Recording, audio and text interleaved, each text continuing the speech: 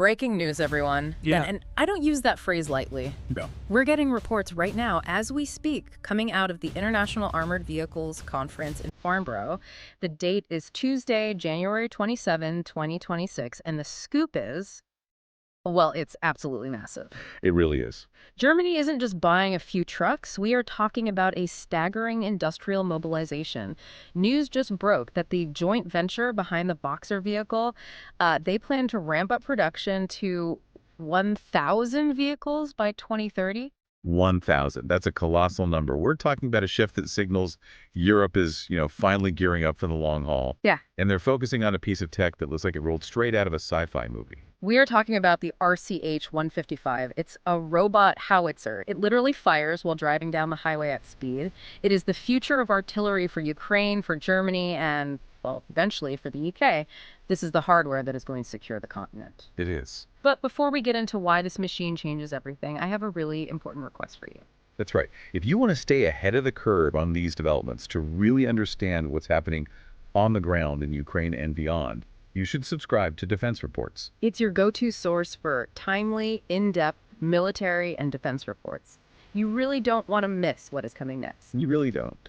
I'm Alex. Join me with Arya in the latest podcast by Defense Report for a sharp, no-nonsense breakdown of the latest in global defense news, military technology, and strategic developments. And today we're going to cover the RCH-155. And the massive industrial engine that is sort of waking up in Europe to build it. It's a fascinating story. It really is. We have Ukraine, the first customer, facing delays on a system they desperately need, but for a reason that might actually surprise you. It involves a secret software integration called Tropiva. And we also have the UK buying, well, exactly one of these things, while Germany orders hundreds. We'll get into that. And of course, the machine itself, which allows a crew of just 2 people to do a job that used to take 5 or 6. It really is an artillery revolution.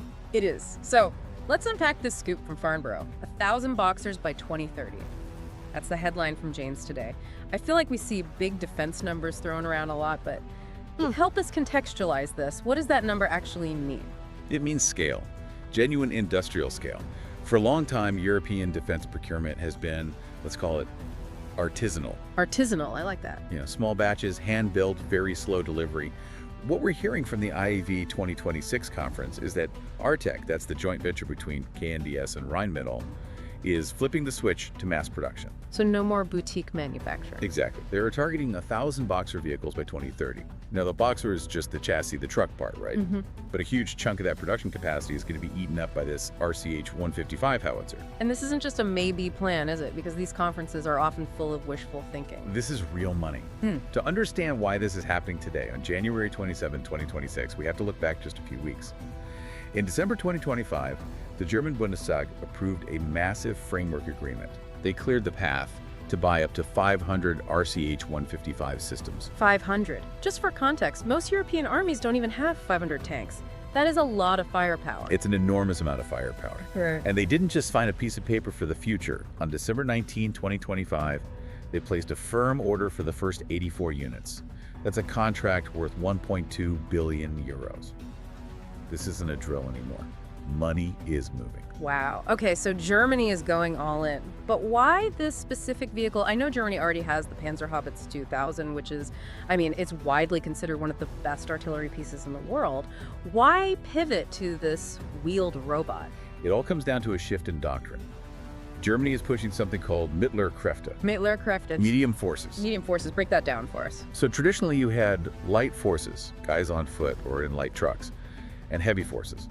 Big track tanks like the Leopard 2 or that Panzerhaubitze you mentioned. Right. Heavy forces are powerful, they have big armor, but they are a logistics nightmare to move. Because you can't just drive a tracked tank from Berlin to Lithuania on the highway. Exactly right. It tears up the asphalt, it runs out of fuel constantly, and it's just slow. You need flatbed trains, heavy transport trucks. It takes weeks of planning. The medium forces doctrine is all about speed. The RCH-155 is on wheels. It can self-deploy. So it just drives there itself. It can drive on the Autobahn at 100 kilometers per hour, reach the front line, and start shooting without needing a massive logistics train to carry it there. It's about rapid response across Europe. Okay, let's visualize this beast for the listener, because RCH-155 sounds like a boring catalog number, but the thing itself looks wild. I've seen the photos. It looks almost top-heavy. It's a bit of a Frankenstein monster, but in the best possible way. Imagine the Boxer, which is this big, chunky, 8-wheeled armored vehicle. And then imagine welding a massive, unmanned sort of spaceship turret on top of it. And the gun inside that turret, that's not new tech, is it? No, and that's the really smart part. It uses the same 155mm L52 gun barrel as the famous PZH-2000. So we know the ballistics work, we know the ammo works. But the PZH-2000 is a tracked vehicle with a large crew. The RCH-155 is a robot. And here's the killer app that I still have trouble wrapping my head around. I read this 3 times to make sure I wasn't misunderstanding. This thing fires while it's driving. It is the only operationally capable system in the world that can do this. That's incredible. Think about how standard artillery works. You drive to a spot, you stop. You have to deploy these big stabilizer legs into the ground to keep the vehicle from flipping over. Right. You fire. Then you retract the legs and you drive away. And in modern war, especially what we're seeing in Ukraine, that time spent stopping is, well, that's when you die. That is the kill zone. Yeah. Because counter-battery radar sees where that shell came from instantly, and drones are overhead. If you're stationary for more than a couple of minutes, you are a target. So with the RCH-155, there's no stopping. None. You are driving down a road or across a field at 30 kilometers per hour. The turret rotates, locks onto a target, and fires a 155mm shell. And the vehicle just keeps moving. But the physics of that must be insane. A 155mm shell has massive recoil.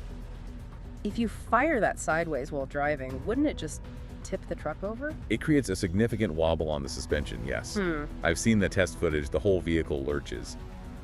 But the fire control computer is incredibly advanced. It calculates the vehicle's movement, the wobble, the wind, everything instantly. It compensates for the bounce in real time. So it's essentially a sniper rifle on a roller coaster. A very deadly roller coaster. And because it never stops, the enemy radar might track where the shell came from, but by the time their return fire gets there, the RCH-155 is already hundreds of meters away. It's the ultimate shoot and scoot. And the automation allows them to cut the crew size down drastically. Just 2 people, a commander and a driver. They sit in a protected cabin at the front of the vehicle, completely separated from the turret. That seems like a huge safety feature. It is. In a traditional tank, the crew is often sitting right next to the explosives. Yeah. Here, if the turret gets hit and the ammo goes up, the crew is separated by armor. That's a huge morale factor, knowing you aren't sitting on a powder keg. And despite having no loader crew, it fires fast. 9 rounds per minute. And it can do MRSI, multiple round, simultaneous impact. Unpack that acronym for us. MRSI. It's a way to just maximize the impact. The gun computer changes the angle of the barrel for each shot. It fires the first shell high, a big arc, the next one lower, the last one nearly straight. Ah, so they travel at different speeds. Well, they have different flight times, but because of that, all the shells land on the target at the exact same second. So one gun does the damage of a whole battery all at once, and then it's gone before the dust settles. Exactly. Which brings us to the most important user right now, Ukraine. Yes. Because while Germany is ordering these for the future, Ukraine needs them today. In fact, Ukraine was the very first customer for this system. That's right. Ukraine ordered 54 of these units, financed by the German government. A massive contribution to Ukraine's defense. And we actually saw a symbolic handover recently. On January 13th, 2025, the German defense minister handed the first unit over to the Ukrainian ambassador in Kassel. But, and here's the cliffhanger we teased, that unit didn't go straight to the Donbass. It stayed in Germany, and here we are, January 2026, and there's talk of delays. Now, I can imagine people getting frustrated, asking why the first customer is facing delays when the need is so desperate.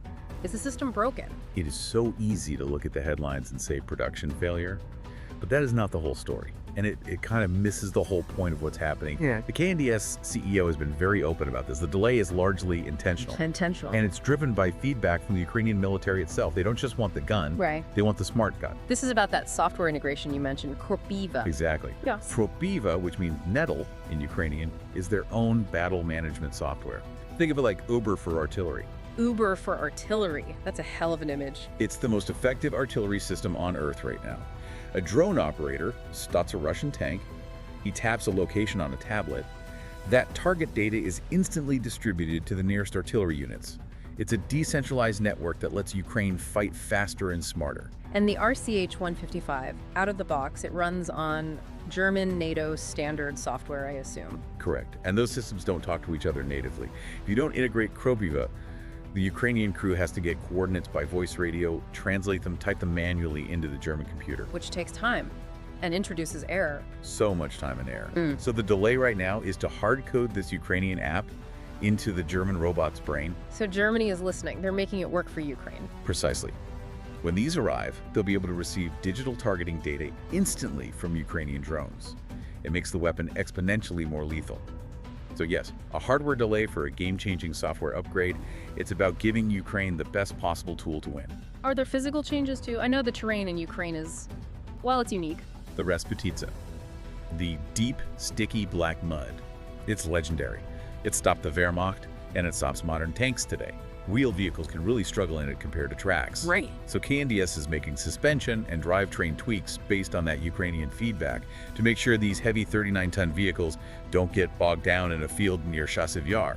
That sounds like a constructive delay, not a bureaucratic one. It is. And while the engineers are coding, the Ukrainian crews are training. As of right now, January 2026, they're in Germany mastering the Boxer drive modules. Speaking of bureaucracy, though, let's talk about the United Kingdom. Yes, the tale of two procurements. So Germany orders 84 firm with a path to 500. Ukraine has ordered 54. The UK, a major military power, signed a contract in December 2025 for one. To be fair, it's one early capability demonstrator, or ECD. But yes, the contrast is stark. The UK committed £52 million for this one demonstrator and joint testing. But the vehicle isn't even arriving until 2028. 2028. For one vehicle. That feels incredibly slow compared to the urgency we see on the continent. Why the hesitation? It is slow. And the reason has a name. Ajax. The Ajax Scout vehicle scandal. I remember hearing about that. It was a trauma for the British Army. Yeah. A multi-billion-pound program where the vehicles had such bad vibration and noise issues, they were literally injuring the crews. Wow. Hearing loss, joint problems, it dragged on for over a decade. So they're gun shy. They are terrified. The UK Ministry of Defense is now hyper-cautious. They're scared of ordering a new fleet and finding out later it has some fatal flaw. Even with proven tech like the Boxer, logic doesn't always cure trauma. But there is a silver lining here, right? The Trinity House Agreement. Yes, this is part of the broader UK-Germany Defense Pact signed back in October 2024. The idea is that while the UK is moving slowly now, they are locking in interoperability. Eventually, the plan is for these guns to be manufactured in both countries. So we might see British factories building German guns. Exactly. There are plans for UK industry to build the barrels and the chassis domestically, using the Rheinmetall plants being set up in the UK. So, a slow start, but they're aiming for a sovereign capability in the long run. Let's zoom out a bit. We started with the news of 1,000 vehicles. That's not just about assembling metal. That requires a massive supply chain. This is about the artillery revolution, and revolutions need logistics. This is where it gets really interesting for the industrial nerds among us. You can't just buy the gun, you have to feed it. And ammunition consumption in Ukraine has shown us that Western stockpiles were woefully inadequate. So who is building the shells? Rheinmetall is leading the charge here. They're breaking ground on a massive ammunition plant in Lithuania. Construction started in October 2025. This is strategic, putting production right on NATO's eastern flank. And I saw something about a factory in Hungary, too. Yes, a hybrid plant in Szeged, Hungary, focusing on the electronics. Remember, the RCH-155 is a robot. It needs sophisticated chips and sensors. It's not just cast iron anymore. It's a whole pan-European effort. I want to touch on one specific piece of logistics tech that caught my eye, the ammunition supply vehicle. Because if this gun fires 9 rounds a minute, it runs empty in, 3 or 4 minutes? A little more, it holds 30 rounds, but yes, it empties fast. And reloading a howitzer is traditionally back-breaking work, lifting 100-pound shells by hand, one by one. So how does the RCH-155 handle it? The reload concept is brilliant. They have a truck carrying a standard 20-foot shipping container. Inside, it holds filled shells and charges. It has a crane. It pulls up to the RCH-155, and a crew can reload the whole thing in about 10 minutes. It uses standard shipping containers like the ones on cargo ships. Exactly. And that's the genius of it. It means you can move the ammo via civilian trucks, trains, or ships so easily. Yeah. You don't need specialized military transports to get the ammo close to the fight. It really feels like Europe is waking up to the reality of a long industrial war. They're building deep manufacturing resilience. That is the phrase being used. They aren't just buying weapons for a quick skirmish. They are building the factories to ensure that if a war lasts 5 years, they have the flow of parts and ammo to sustain it. This is what credible deterrence looks like. So let's wrap this up. What does this all mean for you, the listener? We are witnessing a fundamental shift in how wars are fought. We are absolutely seeing the end of the static era of artillery. For 100 years, it was about finding a hill, digging in, and shooting. Now, artillery is a predator. It moves constantly. It's automated. It requires fewer people, but smarter people. And it connects back to the very real struggle in Ukraine. The delays we're seeing, they're frustrating, yes, but they result in a weapon that is digitally integrated into the most advanced artillery combat network on Earth. When those 54 units hit the field in 2026, they are going to be terrifyingly effective. And for Europe, this 1,000 vehicle target shows the checkbook is finally open. The era of peace dividends is over. The era of industrial defense is back. I want to leave you with a thought to mull over. We talked about how this machine allows 2 people to do the job of 5. We know that Western armies, the UK, Germany, the US, are all facing a recruitment crisis. Young people just aren't lining up to join the infantry. It's a huge problem. Yeah. Every NATO army is shrinking in terms of manpower. So is the RCH-155 just a cool gadget, or is it the only way forward? If you can't recruit thousands of artillerymen, you build robots that need half the crew. Are we looking at a future where an artillery battery isn't 100 guys in a field, but a dozen people in a control room managing a fleet of autonomous rolling cannons? That's the question, isn't it? And if that's the case, does the heavy track, crew-intensive howitzer even have a future? Or is it a dinosaur walking into the tar pit? You've been listening to Defense Report by Alex and Arya, where we analyze the latest in military strategy, global defense, and advanced weaponry. And don't forget, if you want to keep up with these massive shifts in global security, subscribe to Defense Reports. It's your go-to source for timely, in-depth military and defense reports. We'll catch you next time.